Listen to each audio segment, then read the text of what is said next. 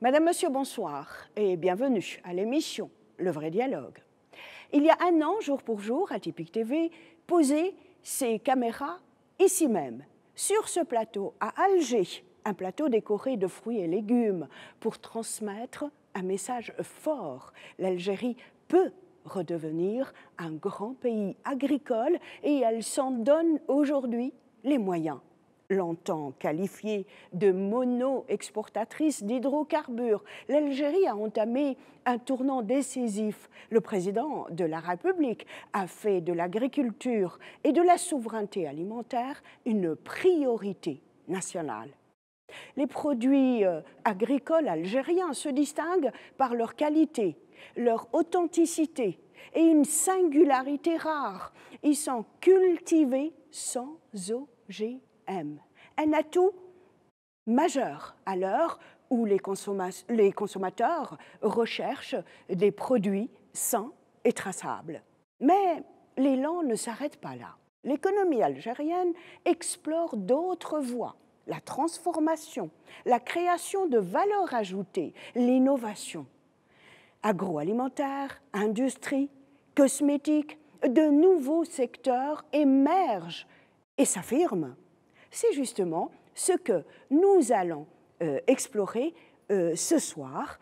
J'ai le plaisir de recevoir Faisal Houchen, devenu une véritable icône connue du public. Il viendra nous parler de ses projets et notamment du lancement de sa pâte à tartiner algérienne, Nella Délice. Nous serons également rejoints par Ali Ayred, directeur général de Tassili, entreprise désormais connue à l'international pour son camembert au savoir-faire local. Larbi Nehari, président directeur général de Top Gloves, partagera avec nous l'ascension d'un leader algérien des gants médicaux et chirurgicaux. Et pour la première fois sur ce plateau, nous entendrons la voix de l'innovation cosmétique algérienne à travers Nesrine Areski, ambassadrice de 3 marques en pleine ascension. Maria Beauty, Lowell Beauty et Nat Line. Des parcours, des produits, des ambitions au service d'une Algérie qui se transforme, qui exporte et qui inspire bien au-delà des frontières. Madame, Monsieur, le vrai dialogue, c'est tout de suite.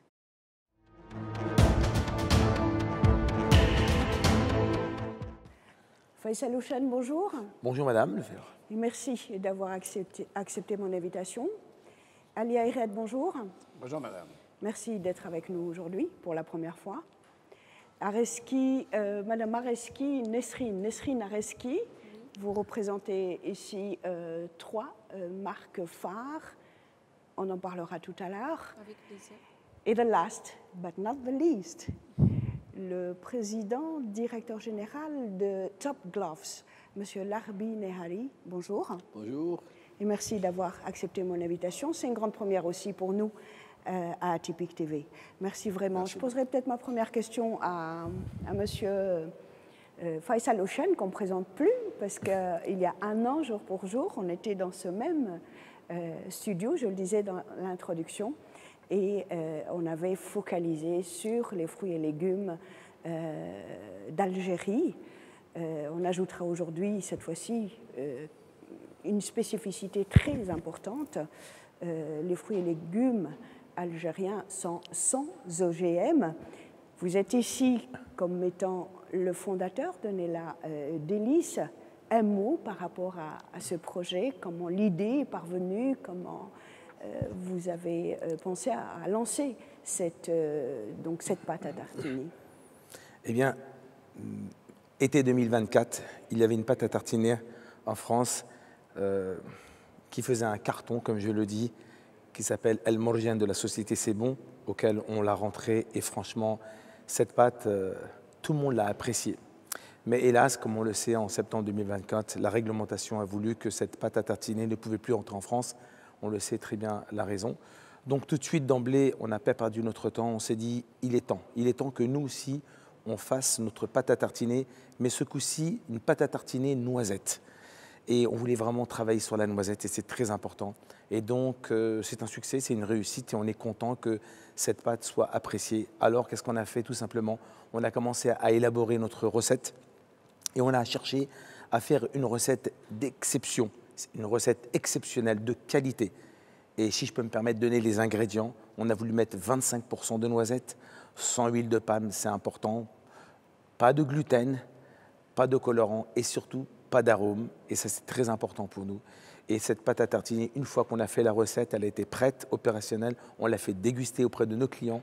On a vu qu'ils l'ont validée. Et là, nous avons tout de suite commencé à créer notre nom qui s'appelle Nella Délice, que nous avons déposé en Algérie. Donc, c'est une marque algérienne. Et ensuite, après, il a fallu la fabriquer. Et comme on le sait très bien, on ne pouvait pas la sortir de l'Algérie. Alors, nous avons choisi le premier producteur de noisettes au monde, qui est la Turquie, et qui a un très grand partenaire commercial avec l'Algérie. Nous sommes partis les voir. Nous leur avons demandé de pouvoir nous mettre cette pâte en pot. Ils l'ont fait. Et c'est un succès maintenant en France, en Belgique, en Allemagne, en Angleterre et à l'île de la Réunion. Et ça continue. Bah, excellent. Je vais poser à peu près la même question au PDG de Le Tassili. Et c'est un camembert. Comment l'idée vous est venue, il y a déjà quelques années, de fabriquer un camembert français au goût local? Et peut-être une sous-question, comment vous avez fait pour avoir ce succès international aujourd'hui?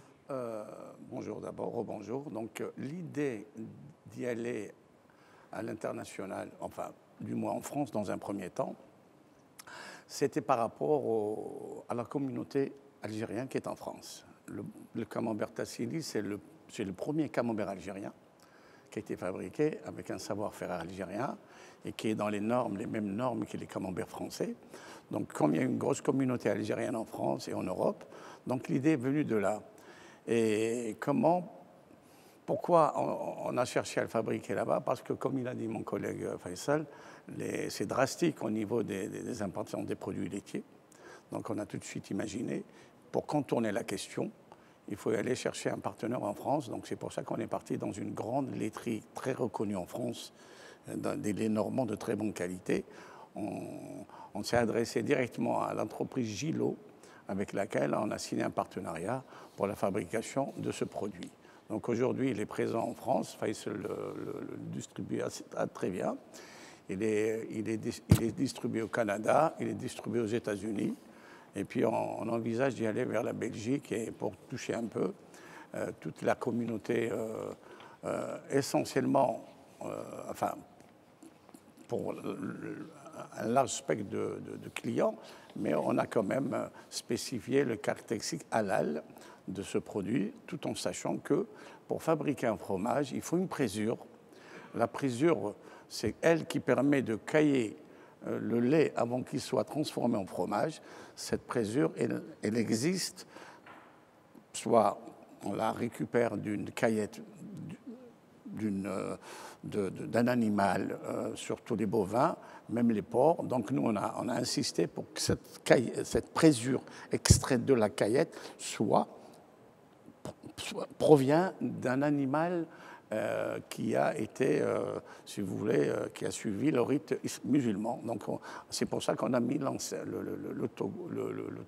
logo avec la présure halal. Voilà, c'est pour rassurer un peu nos clients. Donc voilà un petit peu l'histoire de Tassili, comment on est parti conquérir un petit peu les marchés français et européens. Et donc, vous fabriquez en Algérie? On fabrique en Algérie, bien sûr. Vous êtes officiellement basé aussi en France, mais vous distribuez dans plusieurs pays européens, dans les grandes surfaces? Oui, on a tous les marchés ethniques en France. On a essayé les grandes surfaces au début. Ça a du mal à rentrer parce que quand même, c'est un pays de fromage, la France. Mais aujourd'hui, on est assez présent sur les marchés ethniques. On a pas mal d'enseignes en France qui sont nos clients. Et on a aussi au Canada, on est bien installé au Canada, et aussi aux États-Unis, on commence. On a aussi la Belgique bientôt, et puis quelques pays arabes avec lesquels on commence un petit peu à filtrer. Donc nous, on a démarré doucement, ça fait juste à peine même pas une année. Donc on démarre, on espère qu'on va aboutir à notre objectif. On me l'a apporté à ma chambre d'hôtel, je l'ai goûté, c'est un délice et on va le regoûter tous ensemble à la fin de l'émission. Franchement, bravo. Madame Nesrine Areski, vous êtes l'ambassadrice de 3 marques phares, globalement dans le cosmétique, le maquillage. Exactement. Un mot par rapport à ces 3 produits. Pourquoi ces 3 produits-là? Alors, les 3 produits qu'on représente, que mon entreprise représente et défend sur le marché algérien, nous avons 3 marques, Natline, qui sont dans les crèmes déodorantes, les soins pour visage et soins pour corps. Nous avons aussi l'OL Beauty, c'est des soins capillaires pour les cheveux et aussi des gels intimes. Et une 3e marque qui est Maria Beauty Élégance. C'est une marque de maquillage. Alors, on les a choisis parce que tout simplement, ils représentent nos valeurs, la valeur de notre entreprise, qui est l'engagement envers une bonne qualité, une qualité à la hauteur des exigences du marché actuel, qui est très concurrentiel, vaste et en effervescence actuellement. On est sur des produits qui se distinguent par 3 facteurs, si je dois résumer. L'identité nationale, locale, la qualité et la modernité et la créativité. Chacune des marques porte en elle ces 3 facteurs qui sont très importants selon nous. C'est pour cela qu'on les représente avec fierté sur le marché algérien. Je pourrais vous en dire plus si vous souhaitez. Il y a beaucoup de choses à dire, notamment sur les ingrédients qui représentent l'identité algérienne, comme la nila, cette poudre bleue utilisée comme un rituel de beauté ancestrale par les femmes berbères et sahraouis, qui est présente dans Natline. On a aussi l'huile d'argan, l'ail, l'huile d'olive mélangée avec l'ail, présent dans la gamme anti-chute de la marque L'OL pour les soins capillaires. La modernité, la créativité aussi dans le maquillage qui incarne toutes... c'est-à-dire qui représente toutes les incarnations, type de peau, type de cheveux algériennes, maghrébines, et qui satisfait toutes les demandes et les besoins.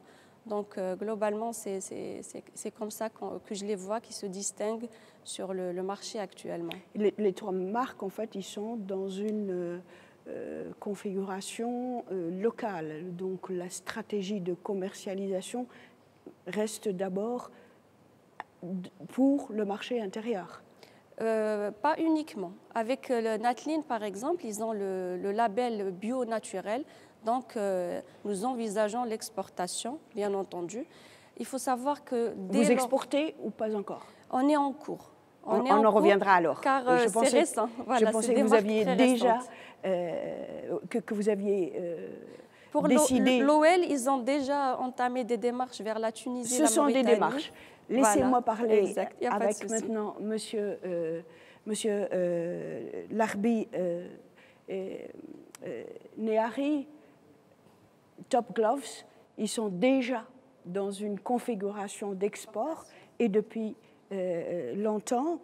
Et ma question à vous, Monsieur le Président Directeur Général, comment vous avez percé dans l'export? D'abord, la Top Glove, c'est un groupe qui fabrique, on évolue dans le secteur pharma, essentiellement dans le dispositif médical.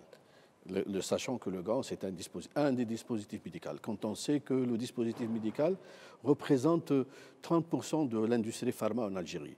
Donc il y a 70% médicaments et 30% industrie pharma. Et notre société, elle évolue parmi les 250 sociétés que l'Algérie développe son industrie pharmaceutique. Donc le produit que nous développons, que nous fabriquons, c'est un produit pour l'examen, et un produit pour la chirurgie, et un produit pour l'oncologie. Donc c'est un produit qui est essentiel et stratégique pour le système de santé. On ne peut pas imaginer un système de santé qui fonctionne sans protection des professionnels de la santé, qui sont les médecins, les infirmiers et aussi les malades. Donc, parlant d'un produit, c'est un produit qui a été érigé par l'État, érigé en produit stratégique, et surtout période post-Covid. C'est toutes les nations, tous les pays, que ce soit occidentaux, asiatiques, etc., ils ont eu dans la réalité en face, c'est reprendre en main les produits stratégiques pour la santé de leurs citoyens. Donc l'Algérie, par anticipation, c'est une entreprise qui a vu le jour en 2016 et qui s'est encore développée en 2019-2020 et elle est en continuité de développement, parce que nous sommes quand même dans notre vision, nous avons inscrit dès le départ dans le management, c'est d'aller non seulement de satisfaire le marché algérien, mais aller aussi vers les autres parties du monde, essentiellement l'Afrique, les pays arabes, le Moyen-Orient et essentiellement aussi l'Europe. C'est une expérience qui était déjà inscrite dans notre vision, mais aussi l'État, les pouvoirs publics ont mis un petit peu, pas l'exigence, mais ils nous ont encouragés à aller vers l'exportation. Ils ont mis toute la mécanique en place, les avantages pour l'exportation. Donc, saisissant cette occasion des avantages de l'État, des pouvoirs publics, nous sommes allés vers la conquête de l'Europe. Et nous avons saisi l'occasion de la période Covid pour la pénétration du marché européen, qui est un marché très réglementé. Donc on a préféré essayer... Quelles ont été justement les garanties qui ont rassuré au niveau international? Exactement. Bon, dans notre démarche de management, c'est une démarche pour assurer le système management qualité et qualité de la gestion et la qualité du produit. Et nous sommes certifiés actuellement 9001 2015 et 13485 JMP et aussi CE. Donc c'est un passeport et c'est un visa qui nous a permis de pénétrer le marché qui est très réglementé, le marché européen, et sachant aussi que le client algérien est aussi devenu exigeant en matière normative. Donc le client algérien, moi je suis fournisseur principal de la pharmacie centrale des hôpitaux, et je vous dis, la pharmacie centrale des hôpitaux, elle ne pardonne pas. Si vous ne ramenez pas vos certificats, vous ne pouvez pas vendre vos produits. Et donc même les hôpitaux en Algérie, eux aussi deviennent exigeants. Là, les Européens, la norme, le règlement européen, il a ses exigences. Les pays africains, il y a une émergence de normatifs. Donc aussi, quand on est prêt pour l'Europe, on est prêt pour l'Algérie, on peut commercialiser ou l'on peut exporter vers l'Afrique. Nous sommes présents en Europe, nous sommes présents en Afrique et nous sommes présents au Moyen-Orient. Le chiffre d'affaires du gant médical chirurgical à l'échelle mondiale, il est de 5 milliards de dollars. Rien que la partie Europe, elle a un chiffre d'affaires de 792 millions de dollars. La partie Moyen-Orient, on a 392 millions de dollars. La partie Afrique, on a 170 millions de dollars. On n'a pas la prétention de dire que nous allons grignoter tous ces dollars, mais au moins assurer une présence au niveau international. Et nous avons cette potentialité, la compétitivité,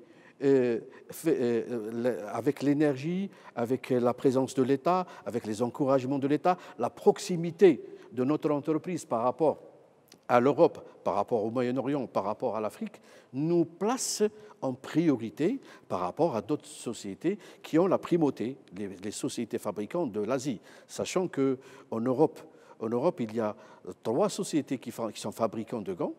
En Algérie, il y a 2 sociétés qui sont fabricantes de gants. Et en Égypte, il y a un seul fabricant de gants. Donc, en priorité régionale, nous avons 5 sociétés. Nous avons 6 sociétés fabricants. Les 90 existent au niveau de l'Asie.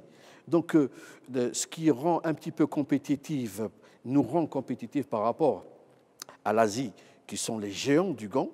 La proximité ? C'est la proximité, c'est la géopolitique et c'est la main-d'œuvre. Que la main-d'œuvre, elle est moins chère en Algérie, c'est une opportunité, et surtout l'énergie. Par rapport à notre production nécessite une présence énergétique H24, ce qui n'est pas le facile des Asiatiques. Nous sommes un pays qui est par essence, vous êtes un homme heureux, énergétique, et donc nous profitons de cette aubaine. Laissez-moi vous dire, vous avez évoqué là à l'instant chiffres, parlons chiffres. Quel est le chiffre d'affaires de Top Gloves? Et vous avez évoqué aussi la main-d'œuvre qui est formée. En préparant cette émission avec votre directeur export, ou plutôt votre directeur de la communication et de la formation, il m'a dit le dada de Top Gloves, c'est la formation. Alors, un chiffre par rapport à vos employés et votre chiffre d'affaires, s'il vous plaît. Ce n'est pas un secret, mais nous sommes une petite entreprise moyenne, mais qui a un chiffre d'affaires de 300 milliards de dollars. 300 milliards, j'espère, Inch'Allah, 300 milliards de dollars. Hein, c'est 300 milliards par an. Et 300 milliards de dinars 300 milliards de dinars, oui. Et en termes, en euros, parce que nous sommes une télévision belge francophone. On est par rapport aux environs de 30 millions de dollars. 30 millions de dollars. 30 millions de dollars, ce qui est pas mal. Nous avons un effectif de 1500, un taux d'encadrement qui dépasse les 30%. Donc nous avons investi sur le personnel. Et en plus, nous avons investi sur les équipements, etc. Nous avons un plan de développement. Voilà. Grosso modo, c'est une entreprise qui est ambitieuse et nous sommes, quand on gagne, forcément, on va vers le développement. Et c'est ça la vision de notre entreprise, c'est de ne pas rester uniquement dans la filière de gants. Et nous voulons développer notre secteur vers l'autre gamme ou les autres produits dans le DM, sachant que le DM, le dispositif médical, dans la nomenclature, nous avons 2500 articles. Le médicament, nous avons à peu près 3000 articles. Mais en Algérie, nous avons quand même un déficit de fabrication de DM, mais il y a quand même un élan, puisqu'il y a à peu près une centaine d'entreprises dans le DM. Fabrication, je ne parle pas de conditionnement, mais de fabricants. Depuis 2018-2019, il y a quand même une émergence, il y a un développement, il y a une croissance dans l'industrie pharma et l'industrie du dispositif médical en Algérie. Et ça met en autonomie l'Algérie. Et sur la carte sanitaire, il y a quand même une logistique qui est importante, sachant que entre DM et médicaments, l'Algérie arrive à satisfaire entre 65 à 70% de son autosatisfaction. Déjà que c'est un pays, en termes stratégiques, nous sommes, à l'abri de beaucoup des surprises qui peuvent, telles que la surprise comme le Covid, c'est les épidémies ou les pandémies, etc. Donc les pays dans le monde, ils se sont réveillés post-Covid pour savoir qu'ils ont relégué la mission pharma, la mission stratégique aux Chinois. Et puis maintenant, la reprise, c'est un peu difficile. Je reviendrai vers vous. On est encore là, on a encore le temps. Je rappelle aux téléspectateurs qui sont divers et multiples. Atypique TV a cette chance d'être regardé en Afrique francophone, en Afrique du Nord francophone, au Canada francophone, et bien sûr dans les pays européens francophones, notamment la France et la Belgique, le Luxembourg, la Suisse. Je leur rappelle que je ne pouvais pas avoir les milliers d'entreprises en Algérie, et je pèse mes chiffres, qui donc se sont lancées dans la transformation, dans la diversification, chère aux partenaires de l'Algérie, les Européens, l'Union européenne, mais vous êtes un panel ici qui est très parlant. Je reviens à vous, Faisal Houchen. Que représente pour vous cette aventure, Nella Délice, aujourd'hui? Nella Délice, ça nous rend heureux. Nella Délice, c'est une fierté parce que c'est une réussite de jeunes. On s'est lancé et on a vu que c'était un succès. Et pourquoi c'est un succès? Parce qu'on a misé sur la qualité du produit. Et on s'est dit aujourd'hui, beaucoup de gens font des pâtes à tartiner depuis des décennies. Et on s'est dit, on va se distinguer de ça. On va se distinguer. C'est pour ça qu'on a mis notre touche algérienne. On s'est dit, on va mettre notre touche algérienne. On va faire une recette vraiment faite par des Algériens. On s'est dit, nous, ce qu'on veut, c'est faire une pâte de qualité. On pouvait faire n'importe quelle pâte comme tout le monde, pas cher. C'est facile à faire, ça. Ça peut être une recette blanche. Non, on s'est dit, on va faire une pâte de qualité, d'exception. Et en fin de compte, on se rend compte que les gens aiment des produits de qualité. Et c'est pour ça que ça a marché. C'est pour ça que c'est un succès. C'est pour ça qu'on n'arrête pas de sortir et sortir de la pâte. Elle est distribuée dans les grandes surfaces en France. Oui, dans les grandes enseignes. Elle est à Auchan, elle est à Leclerc, elle est à Intermarché, elle est dans les grandes enseignes, elle est partout maintenant.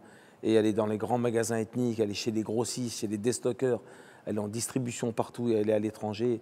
Et on part aux États-Unis, à Boston, et on part justement aussi à Boston, aussi à Los Angeles, pour aller distribuer l'année la délice. C'est extraordinaire, hein, Monsieur Ayred. C'est aussi ce qui vous arrive, vous, avec... oui, avec un peu moins quand même que Faisal, mais quand même, on démarre pas mal. On commence aussi à être un petit peu connu petit à petit en France. Et je vous ai dit tout à l'heure, on est au Canada, on est aux États-Unis, on sera bientôt dans quelques pays arabes, la Belgique aussi. Donc voilà, on fait le petit chemin tranquille.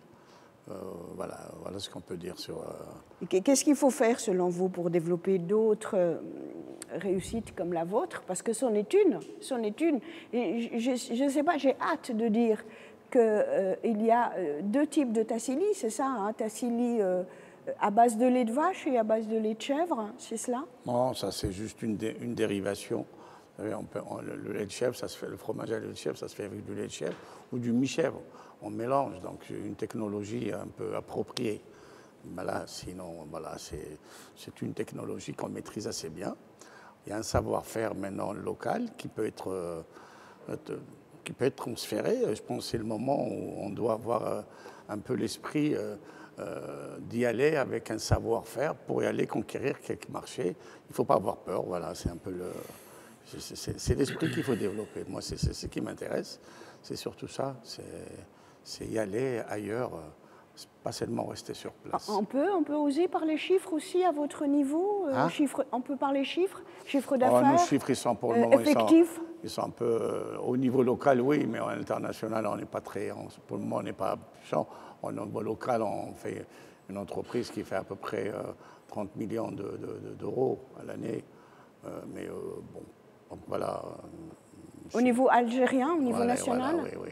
Voilà, c'est un peu ça. Les effectifs aussi On a 400 personnes qui travaillent. Combien? 400. 400 personnes. Donc vous êtes aussi créateur d'emplois, oui. Tout comme Top Avec l'indirect avec les indirects, on doit faire 2000 emplois avec les collectes, avec les gens qui distribuent, les collecteurs. On dépasse les 1000, quoi. Voilà, une personne. Nesrine Areski, le Made in Algeria en cosmétique, c'est un pari gagnant aussi? Je peux dire que c'est un pari gagnant, malgré que la cosmétique, en ce moment, elle est encore jeune.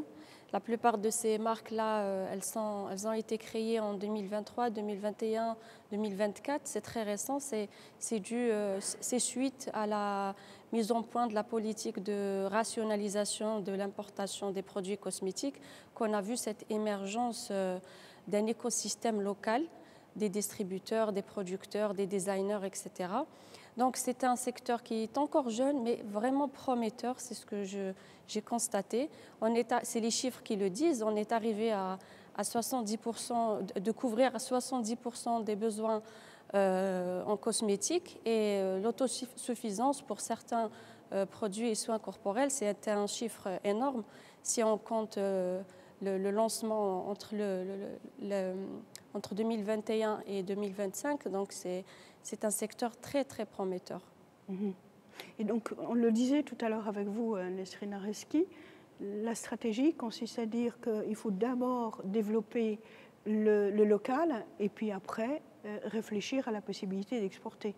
Bien sûr, notre pari, c'est d'abord conquérir le marché local qui est déjà très concurrentiel, exigeant et vaste. Et ensuite, nous envisageons bien entendu l'exportation. Mais il faut savoir que les produits que je représente, ils ont été conçus dès le départ pour l'exportation, c'est-à-dire ils sont faits avec de la qualité supérieure, avec des standards élevés, visant sereinement l'exportation. Mais bien sûr, nous allons d'abord conquérir le marché algérien, ensuite la deuxième démarche, c'est l'exportation. Monsieur Neyari, ne vous endormez pas, hein? Non. Moi, j'ai besoin de vous ici. Non, sans problème. J'ai besoin de vous faire goûter le camembert oui, tout à l'heure. Ah oui, je n'hésiterai pas. Et pas que. Là, la pâte à Né la tartiner. délice aussi. Oui, il n'y a pas de souci. Et en bon connaisseur, vous nous diriez aussi un mot sur les produits de votre voisine, Oui, que oui, représente votre voisine. Notamment sur mes lingettes magiques. Oui, C'est des petites serviettes compactes. Il y a une intégration de tous les... Oui. L'industrie médicale algérienne, est-ce qu'elle est en train de se structurer vraiment? Bien, la carte sanitaire algérienne, c'est une carte sanitaire qui est très... dont les indicateurs sont très favorables par rapport aux structures, par rapport au personnel médical, etc. Donc la norme, l'Algérie est classée parmi les meilleures dans la normalisation en termes de santé. Donc la logistique, elle doit suivre. Donc la logistique, c'est toutes les structures pharma, EDM, qui doivent accompagner cette carte sanitaire.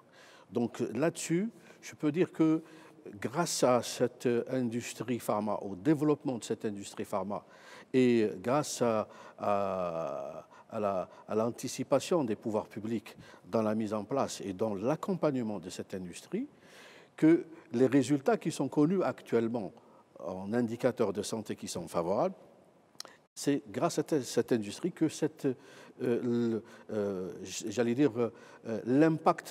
l'industrie est impactée par le développement du système de santé et le système de santé est impacté par le développement de l'industrie pharmaceutique. Et c'est une relation qui est très étroite entre les deux. Maintenant, il y a toujours du chemin à faire dans l'industrie pharma. Il y a une volonté des pouvoirs publics pour développer de manière rigoureuse cette industrie et d'aller vers la conquête des autres déficits qu'il y a au niveau de cette industrie. Il y a aussi les pouvoirs publics qui veulent aussi aller réduire la facture de l'importation et assurer stratégiquement leur autonomie. On ne peut pas le faire à 100%. Aucun pays dans le monde ne peut faire une autonomie à 100%. Mais l'essentiel, c'est qu'il y a des produits qui sont classés stratégiques que tous les pays, notamment l'Algérie, elle a anticipé par le décret, où on a la liste des produits stratégiques pour le système de la santé, ils y sont fabriqués en Algérie. Et ça, c'est un avantage et c'est un privilège pour le système de santé algérien. Donc, grosso modo, c'est l'industrie pharma, l'industrie médicale, elle est structurée, elle a un travail à faire, c'est sûr, dans le temps. Il y a des déficits, il y a des produits que nous n'avons pas encore pu couvrir, mais il y a des travaux qui sont faits à l'est, à l'ouest, au sud du pays, pour un petit peu aller vers pour combler le déficit de produits qui ne sont pas encore fabriqués en Algérie et qui constituent l'essentiel de l'industrie pharmaceutique algérienne. Dans votre domaine, il y a une concurrence locale ou pas Comment? encore? Il y a de la concurrence localement? Alors, ou pas? nous sommes, j'allais dire... Vous êtes leader? Oui, nous sommes les seuls, nous sommes 2 fabricants en Algérie. Nous assurons à 100% le système de santé algérien. Donc la logistique algérienne, elle est couverte par nous. Nous avons un excédent actuellement de 30% qui est destiné à l'exportation. Et nous envisageons, par le développement, il y a des filiales qui sont en réalisation actuellement. Il y a 2 filiales qui vont voir le jour en 2027. Il y a une filiale encore qui va voir le jour en 2029. Donc, tout ça, c'est pour aller vers la conquête du marché extérieur. Mais le marché national, il est couvert par les 2 sociétés de fabrication qui sont existantes. Les défis actuels de développement, il ne s'agit pas uniquement parce que dans le monde, le gant, c'est un gant standard. Hein, c'est un gant standard, notamment pour la chirurgie. Mais le défi de l'innovation, c'est d'aller vers la spécification du produit. Et c'est ce que nous sommes en train de faire par le biais des laboratoires de recherche de notre entreprise, c'est par aller vers la spécification du gant. Actuellement, il y a 4 sociétés fabricants à l'échelle mondiale qui font la spécification sur les 100 entreprises fabricants. Nous allons être en 2028-2029, nous allons être parmi les 5 fabricants mondiaux qui font la spécification du produit. Quand je dis spécification, c'est donner un gant à l'ophtalmologue, parce qu'il a besoin de ses doigts, donner un gant pour le traumatologue, donner un gant pour le gynécologue, donner un gant pour l'oncologue, et sortir du standard. Actuellement, ce qui se fait, c'est un gant standard pour l'ophtalmologue, pour le gynécologue, pour le traumatologue. Donc nous, en étant à l'écoute des professionnels de la santé, et on essaie un petit peu de donner et de développer notre gamme vers ce sens. Mm-hmm. La matière première, c'est du latex? La matière première que vous apportez oui. ou elle existe? La matière première, c'est une matière double, c'est une matière latex, c'est du lait de l'arbre. Mm-hmm. Et nous avons aussi une deuxième matière, c'est une matière synthétique qui est le nitrile. Alors le nitrile, j'allais dire, en Europe, il y a 70% de l'utilisation du gant en nitrile. En Amérique, en USA, ils ont banni un petit peu le latex parce que c'est un produit qui est allergésin. Donc le système de santé et les organismes de santé, ils ont un petit peu donné une directive pour aller vers le synthétique. Nous sommes en Algérie, nous sommes en train de générer cette expérience et nous sommes en train de balancer le marché algérien du latex vers le synthétique. L'avantage pour nous, c'est que le synthétique, c'est un dérivé du craquage du naphtha, c'est un dérivé du pétrole, un dérivé du gaz. Donc c'est un produit que nous importons actuellement de l'étranger. C'est notre produit qui part à l'étranger en matière première, c'est le gaz. Il revient en pétrochimie, il revient en nitrile. Donc l'Algérie a signé, et c'est un des avantages ou la prise de conscience des pouvoirs publics pour essayer un petit peu de développer la pétrochimie en Algérie.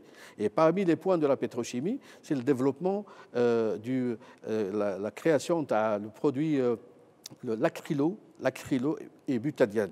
L'acrylo et le butadiène, c'est un craquage de naphtha qui ramène l'acrylo et la butadiène et qui, eux, sont en matière première du nitrile et que c'est eux qui ramènent qui constituent la matière première de notre gant de nitrile. Mmh. Et donc, dans nos projets futurs, puisque l'Algérie a signé avec les Chinois, l'entreprise chinoise pour le craquage du naphtha, pour la production de la matière acrylo et butadiène, à partir de là, nous allons installer notre filiale. Elle est déjà en cours, c'est à Batewa, c'est dans la zone industrielle de Batewa. C'est à partir de là que nous allons récupérer la matière première que va faire la Sonatrach avec les Chinois pour relever la matière première de notre gant en nitrile. Et à partir de là, nous allons sauver le marché algérien à partir de sa matière première et rendre autonome la filière ou les filières de gants en Algérie par rapport à cette création de matières premières. Donc c'est en quelque sorte c'est une porte de sortie du risque parce que ramener le latex d'Asie vers l'Afrique pour développer une filière sans risque, c'est quand même un enjeu géostratégique qui est important et d'où que nous avons essayé un petit peu de trouver les plans de sortie. Parmi les plans de sortie, c'est de développer le produit nitrile en Algérie, qui va être la matière première de notre gamme. Voilà, grosso modo. Et la boucle sera bouclée et vous serez très fier d'être un Algérien entrepreneur dans le pays et un des plus grands producteurs et exportateurs de gaz naturel, exact. Tout simplement. Exact. Et il serait temps que vous fabriquiez votre propre matière première. sortir du risque et en même temps être producteur de notre matière première.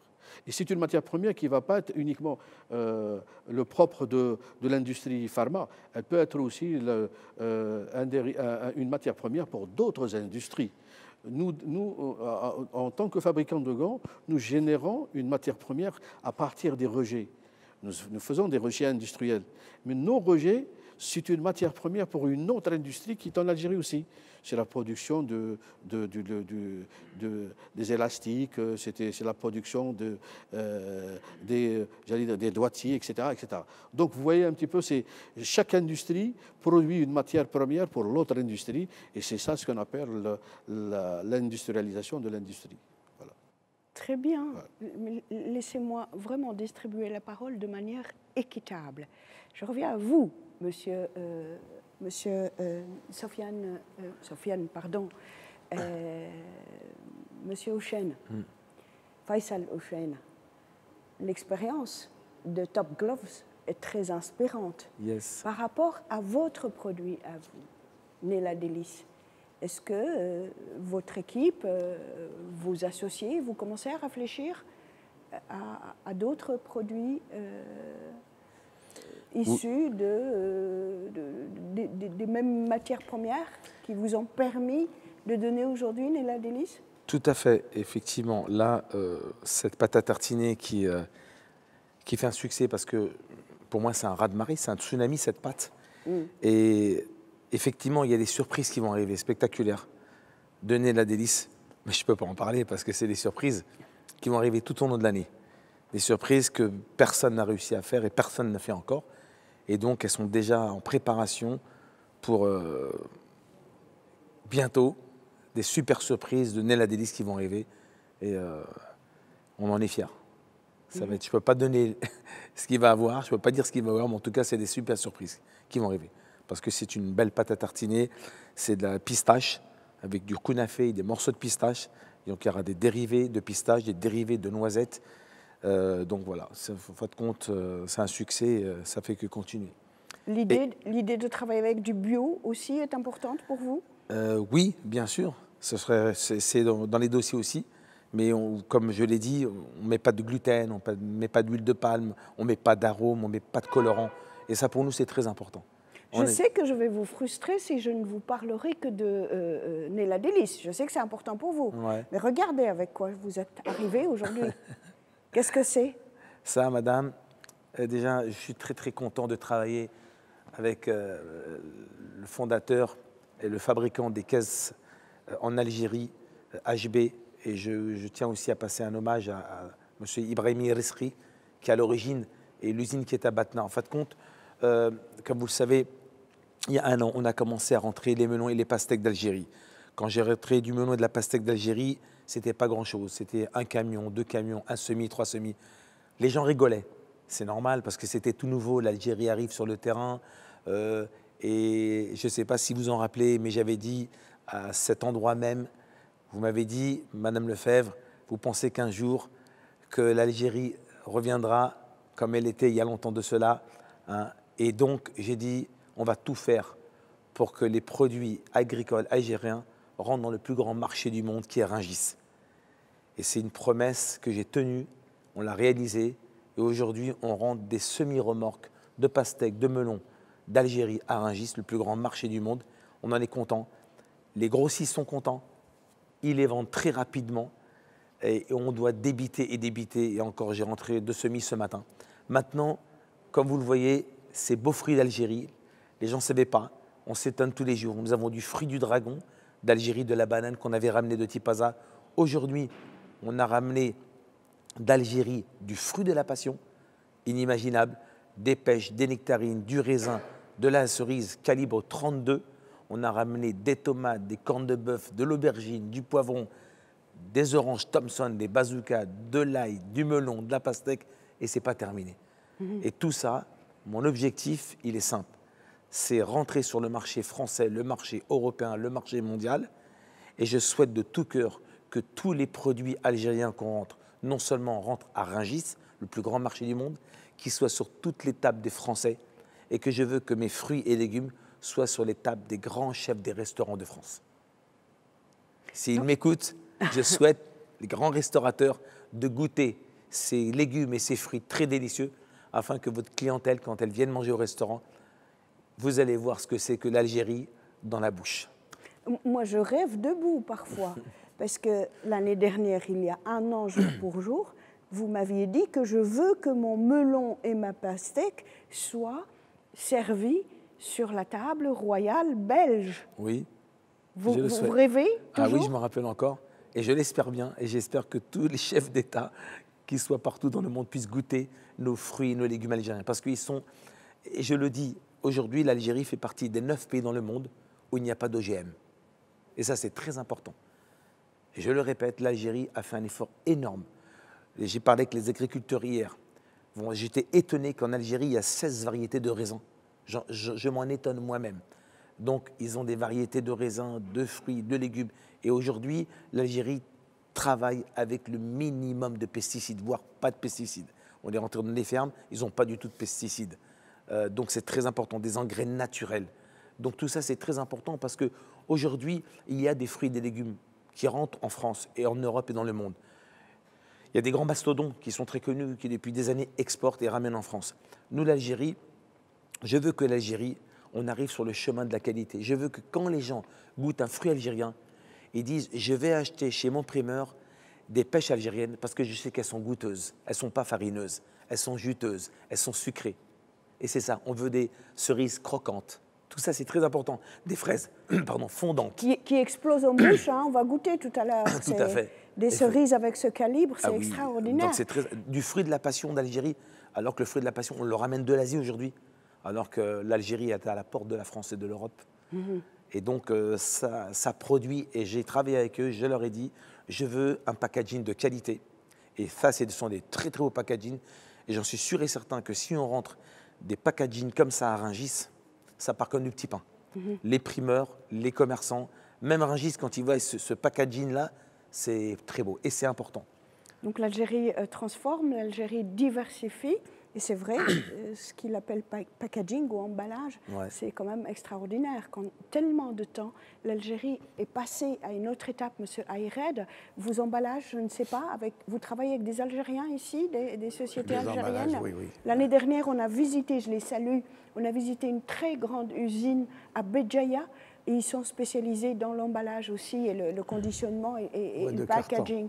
Un mot par rapport à tout ce qui est marketing aussi. Et puis pourquoi le tassili en fait? Et il faut que ça raconte aussi une histoire à nos téléspectateurs, parce que je rappelle qu'on est regardé par tous les francophones du monde. Oui. Le tassili, d'abord, c'est un patrimoine. Le nom du tassili, c'est un patrimoine historique de l'Algérie. C'est des montagnes, c'est un massif dans le sud-est algérien. Qui je crois qu'il fait 172 km² sur une longueur de 170 km. Et donc c'est un massif de montagnes et il abrite des comment on appelle, des trucs rupestres, des gravures. Rupestres ? À peu près 15 000 gravures rupestres qui datent de 9 000 à 10 000 ans. Donc, Tassili, c'est l'histoire de l'Algérie. Tassili, c'est un patrimoine de l'UNESCO de l'Algérie. Tassili, c'est l'Algérie. Donc, voilà un petit peu le nom qu'on a capté pour ce fromage, qui reste le premier fromage algérien en camembert. Ça lui fait quand même 50 ans d'existence, un demi-siècle.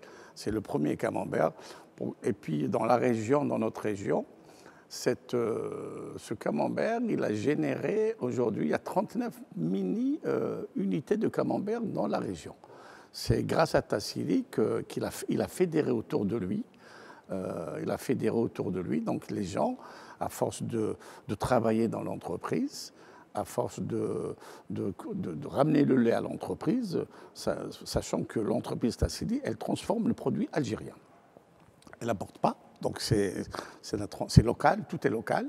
Donc si vous voulez, on a quand même aujourd'hui fédéré des éleveurs. On a créé, grâce à Tassili, il y a 50 ans, aujourd'hui, un bassin laitier donc, qui est créé à partir de Tassili. À partir de Tassili, on a aujourd'hui, comme je vous ai dit, il y a une dynamique autour qui a quand même pu aujourd'hui faire apparaître, je vous dis, 39, je crois, mini-fromageries petites. Donc ça crée de l'emploi, ça crée de l'activité. Et voilà, donc Tassili, comme je vous ai dit, c'est un patrimoine culturel qui a été capté en 1974, quand il a été créé par, si vous voulez, qui a capté ce nom, qui reste un nom algérien, un nom authentique, un nom c'est historique, c'est culturel, c'est tout ce qu'on peut dire. Et puis c'est algérien à 100%. Vous me diriez, mais tout à l'heure... Il n'y a rien qui est importé dedans, c'est 100% algérien, c'est du lait algérien, c'est du savoir algérien, et voilà, tout est algérien autour de Tassili. Vous me diriez mais tout à l'heure que je n'aurais pas besoin d'aller à Paris pour acheter mon Tassili, mais je peux le trouver à Bruxelles. Oui, vous pouvez le trouver à Bruxelles. Vous me direz ça Bruxelles, tout à l'heure. Je donne la parole maintenant à Nesrine Areski. Oui. Les 3 produits phares en cosmétique que vous représentez ici, ils ont aussi une caractéristique en relation avec le conditionnement. Ça veut dire que l'Algérie, elle est très avancée dans ce domaine. C'est très raffiné, c'est très bien fait, à tout point de vue. C'est vrai, c'est vrai. Je dirais que la plupart des propriétaires de ces marques étaient importateurs avant. Donc, ils ont acquis une certaine expérience, une certaine expertise dans le packaging, le design, etc. Et comme je vous ai dit, il y a eu beaucoup de talents qui ont émergé et on a pu les découvrir car ils étaient... comme c'était un secteur un peu dormant, c'est des compétences qu'on ne voyait pas en fait. Et avec l'émergence du secteur de la cosmétique récemment, on a vu beaucoup de designers, beaucoup de jeunes talents qui sont très doués, qui n'étaient pas valorisés malheureusement. Et en ce moment, ils ont eu cette chance de montrer, entre parenthèses, leurs compétences. Donc, et je tiens aussi à préciser ce que mon entreprise fait. Nous accompagnons ces producteurs et ces entreprises dans chaque étape de leur développement, c'est-à-dire nous les conseillons même en termes de packaging, en termes de choix de matière, c'est-à-dire notre accompagnement il est complet, de la mise en place de la stratégie initiale jusqu'à la mise en place du produit sur le marché algérien. On n'est pas seulement sur la cosmétique, je tiens à le dire, je peux aussi... c'est-à-dire s'il s'agit de pâte à tartiner ou de vos gants ou n'importe quel produit qu'on voit qu'il est intéressant, je dirais, il a une valeur ajoutée. Hein. On le distribue aussi grâce à nos partenaires. Nous faisons appel nous travaillons avec des partenaires qualifiés, des partenaires en logistique. Nous avons développé un très grand réseau de distribution au niveau national aussi. Et nous avons formé une équipe commerciale très qualifiée pour envahir avec force le marché algérien. Mmh. Voilà. Un mot, monsieur le PDG de Top Gloves, avant de faire un dernier tour de table et de conclure. Il y a des Kenyans qui parlent le français, mais votre entreprise est arrivée jusqu'au Kenya. C'est quoi la corrélation entre vous et le Kenya? Bien, la zone Afrique Est, c'est une zone qui est méconnue du commerce algérien, le commerce export. Nous avons tenté cette expérience vers l'Afrique de l'Est et on n'a pas trouvé beaucoup d'Algériens là-bas. Et donc, c'est vrai, c'est un terrain à conquérir, et puisqu'il fait partie de notre vision. Et là, on a de l'avenir là-bas, et puis on a tissé des liens avec les autorités, avec la pharmacie centrale de Kenya, la pharmacie centrale d'Éthiopie aussi. Maintenant, la partie qui est facile et aisée à développer, c'est la partie Afrique Ouest. Bon, on a un travail à faire avec eux, mais il n'y a pas de... Mais c'est la partie anglophone de l'Afrique, Kenya et Éthiopie, etc. Voilà. Mais la langue n'a pas été un handicap pour nous. Le commerce, c'est une langue universelle. Donc, c'est le marketing, la qualité du produit, et c'est ça qui permet de s'installer et de mettre en place votre produit. Voilà. Je vais commencer pour le dernier tour de table avec vous, donc je reste avec vous. Quels sont les défis de Top Gloves pour à court, à moyen terme? Est-ce qu'il y a des projets bien nets? Est-ce que vous pensez à mettre en place un pôle industriel? Si. Actuellement, nous sommes sur une filière de gants médicale et chirurgicale dont nous avons discuté tout à l'heure pour développer cette filière dans la personnalisation du gant. Mis à part ce projet de la protection des professionnels de la santé, nous avons un autre projet qui est le complexe de fabrication des dispositifs médicaux de manière générale. Donc là, nous allons aller vers le développement et la fabrication des abords parentérales et les abords respiratoires, et les abords génito-urinaires et les abords chirurgicaux. Et ça, c'est une gamme de 100 produits. Et c'est un rêve, oui, c'est un rêve, mais nous avons commencé déjà à le réaliser. Et des assiettes des terrains, l'État les pouvoirs publics nous ont accordé les terrains. Nous sommes en train maintenant de mettre en place ces projets. Et ça va permettre, si je parle de la relation écosystémique entre l'industrie et l'environnement, ça va permettre de recruter entre 3 000 à 5 000 employés. En Algérie? En Algérie, oui. Et rien qu'au niveau de ces 5 filiales de CFDM. On l'a appelé CFDM, c'est complexe de fabrication des dispositifs médicaux. Rien que ce complexe va permettre de recruter, sur le plan social, entre 3 000 et 5 000. C'est important de le dire en Algérie, parce que quand même on a une jeunesse algérienne et c'est un potentiel pour l'Algérie. Et notre rêve, c'est de retourner l'ascenseur à l'État, parce que l'État quand même nous accorde des avantages, il faut le dire. À chaque fois où on a l'occasion de le dire, il faut le dire. On a des avantages sur le plan foncier. Voilà, moi, j'ai une plateforme qui me donne jusqu'à 10 000 hectares. Donc, répartis à l'échelle régionale. Vous êtes dans le sud, dans l'ouest de l'Algérie. On est dans l'ouest, essentiellement dans l'ouest. Dans l'Oranie. Dans l'Oranie, oui. Et ça c'est pas donné. Et nous avons des avantages aussi fiscaux. Et moi, si j'ai investi à peu près 1 trilliard de dinars, et si j'avais à investir sur les fonds propres de mon entreprise, sans l'appui de la banque et sans l'appui de l'aide fiscale, peut-être j'aurais laissé 50% derrière la porte. Et donc, avec l'accompagnement de l'État, on a un petit peu, ça nous a encouragés à développer davantage notre produit et ne pas rester uniquement sur la gamme de la protection et la gamme des gants médico-chirurgicaux et de sortir vers une autre. Et cela aussi nous permet aussi d'aller vers la conquête des autres marchés européens, Afrique et zone arabe. Voilà. Excellent, excellent. Et vous apportez une contribution au niveau de la réduction du taux de chômage, surtout chez les jeunes. Un mot de conclusion, Nesrine Areski.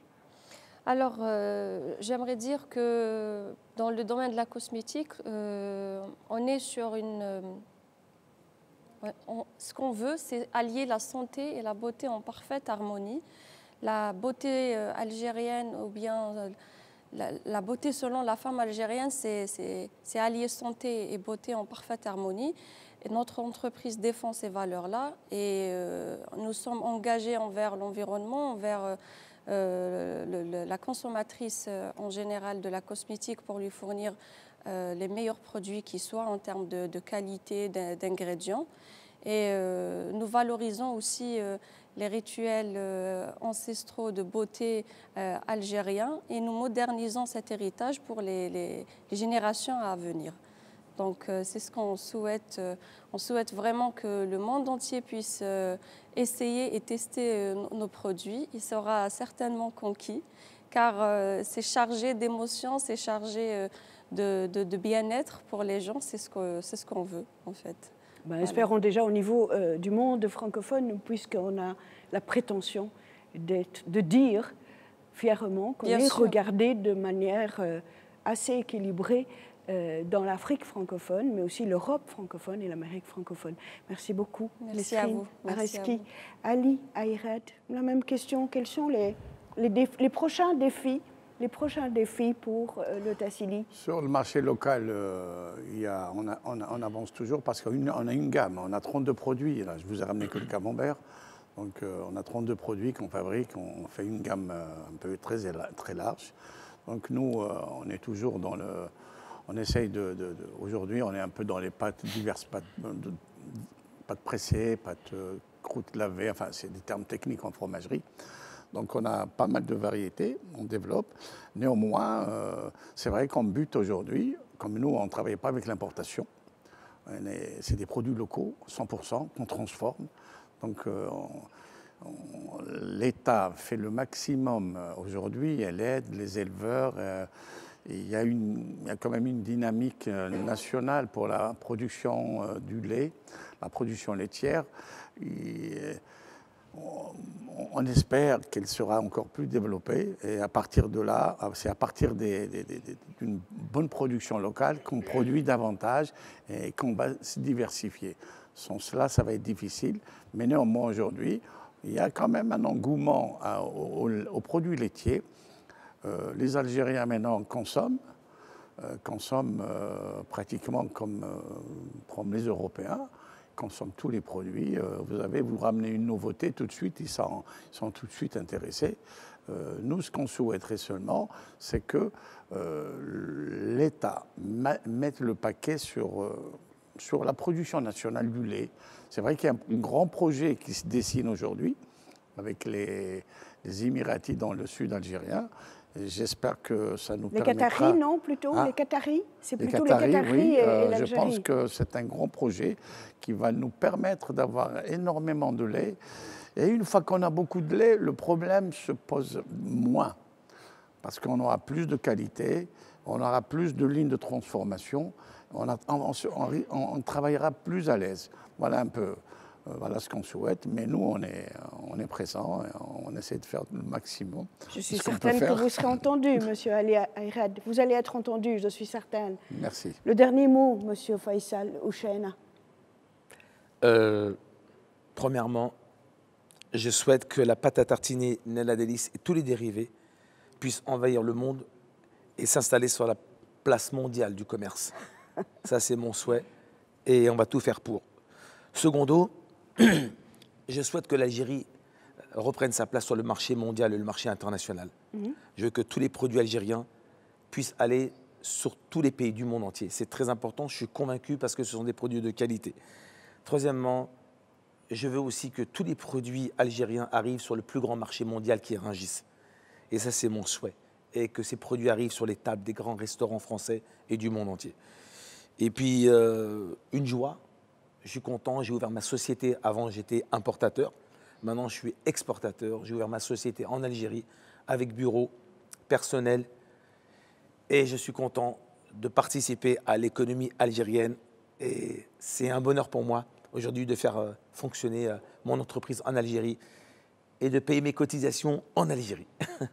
Et je suis content pour ça. Eh bien, écoutez, je suis ravie de vous avoir reçu à cette émission et merci d'avoir accepté cette invitation.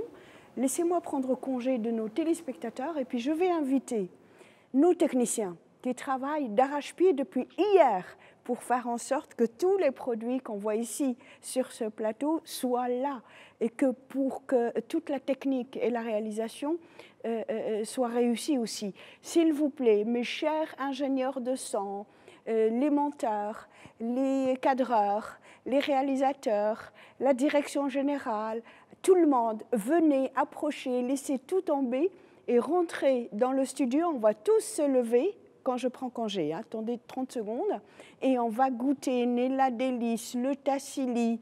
On va voir de près les gants de Top Gloves. On va voir un peu les produits. Et puis Nesrine Nareski, depuis tout à l'heure, vous inquiétez pas, vous pouvez goûter. J'ai les lingettes humides, vous allez les utiliser. C'est magique. Voilà, donnez-moi 30 secondes.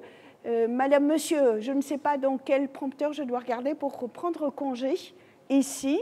Madame, monsieur, cette émission s'achève. Merci de l'avoir suivie. À très vite. Au revoir. venez.